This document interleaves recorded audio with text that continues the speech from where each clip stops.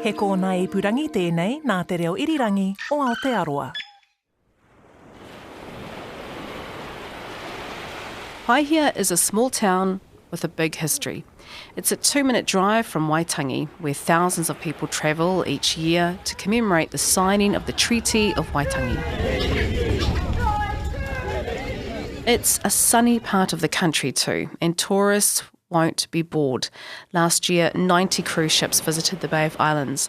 The ferry basically goes from Paihia to Russell, and they go through in between two significant islands to our hapu. The big island here is called Motu Maire. That's my guide for the day, Ngāti Kawa Taituha. These stories were handed down to him by his kaumātua from the hapu of Ngāti Rahiri and Ngāti Kawa. And yes, my guide is named after his own hapu, which is pretty cool. And so Motu Maire is an ancient place. We say that place there because of the whare and so then it's actually quite tapu. The story of Paihia's name, though, has more to do with the Pākehā settlers than the tangata whenua, in particular missionary Henry Williams. Here's one of his descendants, Martin Robinson. They came with the greatest of intentions, and it was an intention of protection, not a selfish or jealous bone in the body. That's my impression. Let's find out more. Join me, Justine Murray, on the road to Paihia. This is Nau Mai Town, a pocket-sized podcast about Aotearoa place names. I meet up with Ngāti Kawa Taituha at the Williams House Library. It's the former house of Henry Williams. We decide to head to the waterfront, which happens to be along Williams Road. Ngāti Kawa is the chair of Te Tī Marae. He was born and raised in Waitangi, went to school here. He knows all the good eating spots and is often called on to help run things at Te Tī or give interviews, like this one. We're right in the middle of Paihia, the town, just by the info centre, right on the waterfront. Where everyone comes, a lot of tourists come through this place. I cut straight to the big question. Where did Paihia come from? The place, Paihia, it's spelled P-A-I-H-I-A. And so just in case people got confused with all the pies that are here, so just spell it out properly. Pies. That gets me thinking, are there decent bakeries or pie shops in Paihia? So, of course, for research purposes, I had to call into a pie shop. Can I ask you, what kind of pies do you serve here? I pass power pies, steak mushroom, steak cheese. I passed on the power pie, by the way. Is 9 a.m. too early for a pie? Is it? Maybe? Well, they did look amazing. And of course, power, mince, steak and cheese is not actually the reason for the name. For that, we need a bit of context. We need the history. So we're here in Paihia and we are downloading the Time Walk Ātianuku Paihia app. In 2023, the town celebrated 200 years since it was founded. Ngāti Kawa is part of Focus Paihia, a group made up of young people, residents and business owners. They came up with Ātianuku Time Walk Paihia. So throughout the town, you can use your phone to scan QR codes on display stands. It's pretty impressive. We're going to open it. Okay, and then welcome to Paihia. Take a journey through time and place. So scan. Let's try this. Welcome to Time Walk Paihia. Time Walk Paihia is a unique opportunity to learn about some of the people who lived in Paihia in centuries past. It explores the early history of Māori who lived in this rohe for centuries and how they worked with the Church Missionary Society, CMS, towards the vision of a shared nation. What can you tell us about what Paihia, the name, means? Everyone has their own story, but I'll just share the one that I got brought up with living around here. Ones that I heard from kaumātua and their kōrero, which is actually Manu Kai Huia, the original pā that was here. There are stories about it being linked to the ridge, going all the way up to the highest peak behind the town. So that was the original name of this place, Manu Kai Huia. It also references that this area was a sanctuary for the huia bird, a rare bird that was last seen apparently in 1907. It's also a testament that this place is wāhi tapu. It's a very ancient pā site. Just behind Paihia School is the highest point, that's called Puke Huia. And so that's a pā of Te Kemara. And so he was our local chief. He signed the documents here in 1835 and 1840, and he had a pā site there. So Puke Huia and Manukai Huia are actually linked, those two names. So 1823, this place was known as Manukai Huia to the local Hapu. Hapu. Yes, that's correct. But that was soon going to change. Ngāti Kawa mentioned the rangatira Te Kemara signing 2 documents. He was talking about He Whakaputanga o Rangatiratanga o New Tirini, the Declaration of Independence of the United Tribes of New Zealand in 1835, and, of course, in 1840, the Treaty of Waitangi.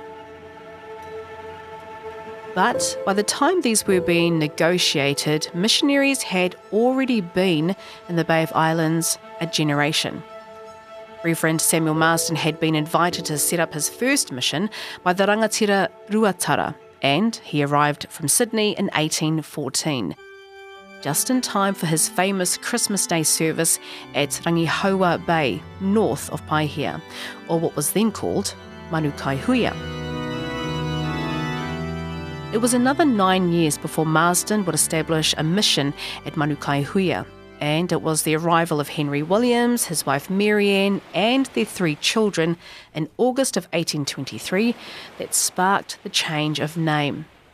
Today, Martin Williams lives in Napier. He's a descendant of William Williams, Henry's brother, who followed Henry to New Zealand in 1826, and we'll let him tell you his version of how Paihia actually got its name. They were under the care and protection of Enahamu and Te Koki of Ngāti Rāhere and Ngāti Kawa, invited, requested, allowed to establish a mission in what is now known as Paihia. And the story goes that they were walking south towards that mission site, and so it was said that the guides at the time said, Paihia, maybe Kete Paihia, I'm not sure.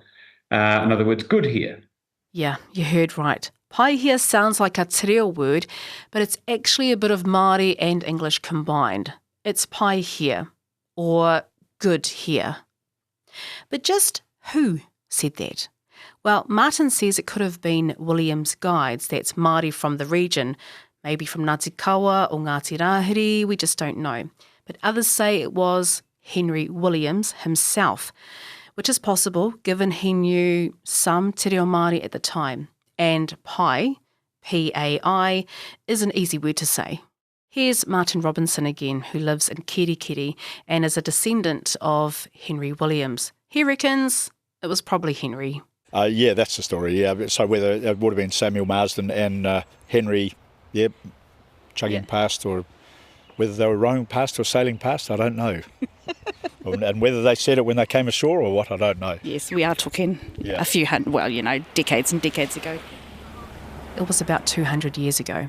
But tourists visiting the town and scanning their phone on the Aotearoa Time Walk app will hear another version of who said Paihia, and it involves a ship. In 1823, Samuel Marsden and Henry Williams searched for a further mission site to the south along the coastline. Tradition has it that the Māori crew uttered the words Paihia, meaning good here. So that's pretty much how Paihia became Paihia, and Martin Williams makes a good point. There are lots of play on words when it comes to the Māori language. You know, you normally say, no here, where are you from? Paihia, good here. And just as I think Nau Mai Town is perhaps a play on words, Paihia is as well. That's the legend. It's not quite a pūrākau. It's just it's almost anecdotal. You could call it a well-entrenched urban myth of sorts. And once Williams and Marsden settled on Paihia as the place to build a mission station, life for Māori of Ngāti Rāhere and Ngāti Kawa changed forever. But as Ngāti Kawa Taituha explains, having Pākehā in the area was welcomed with open arms. There was lots of benefit of having missionaries here in terms of trade, in terms of technology, and lots of contacts to Britain and networks over there as well. So a lot of Māori around this area were kind of competing to have those missionaries in their region. This is where the beehive was. I met up with Martin Robinson in Paihia. Remember, he's a descendant of Henry Williams, and he reads one of the information boards. You are standing in the midst of the most influential Christian mission station to have existed in Aotearoa, New Zealand. They came under the protection of the people who had lived here for centuries before, the mana whenua hapu, Ngāti Rahiri, me Ngāti Kawa. And once the mission house was up and running, it soon became a focal point for Māori-Pākehā relations. Mission stations were a really good, I don't know if you call it a status symbol or something, but it's a really good way of building a relationship between Māori, tangata whenua, mana whenua, and the British. But that didn't mean Māori were that interested in a new religion. Well, in the early days at least. There weren't any conversions to Christianity till this station here started in 1823, and I couldn't tell you exactly the date of the first baptisms nor conversion to Christianity. A quick note here, the first baptism was supposedly in 1825. Back to Martin. But they started a school teaching in Māori and bringing European ways to the place. The original house, known as the Beehive, was demolished in 1934. There's little left here from 200 years ago except a few stone bricks. And the historic site was almost lost to developers. This would have probably gone into being a motel. It was close to it, and with the help of the Williams trusts, the land has been preserved as a sanctuary for the past. We've really just we've skimmed the surface of the history of the Bay of Islands, but that's the story of Paihia. Henry Williams, or Māori in this area, most likely from Ngāti Kawa or Ngāti Rahiri, said the words, "It's Paihia," or "good here," a perfect place for a Christian mission. And that's the story Martin Robinson has heard, and he's sticking to it. That's the only one I've heard, but it's Paihia. Yeah, it's So, I mean, if someone comes up with another story, then I'm willing to listen to it. Kia ora, thanks for listening, and thanks to Ngāti Kawa Taituha, Martin Williams and Martin Robinson. If you have a town in mind that you think would be good for the series, please let me know. You can email podcasts@rnz.co.nz. Follow and listen to Nau Mai Town, that's Naumai Town, wherever you get your podcasts. You might like to listen to episode 7 of the first series of Whakamaori, where a panel of Māori language experts translate the Māori version of the Treaty of Waitangi, so they translate Henry Williams' work. If you enjoyed this podcast, please tell your friends or leave a review. Ko Justine Murray aho, noho ora mai.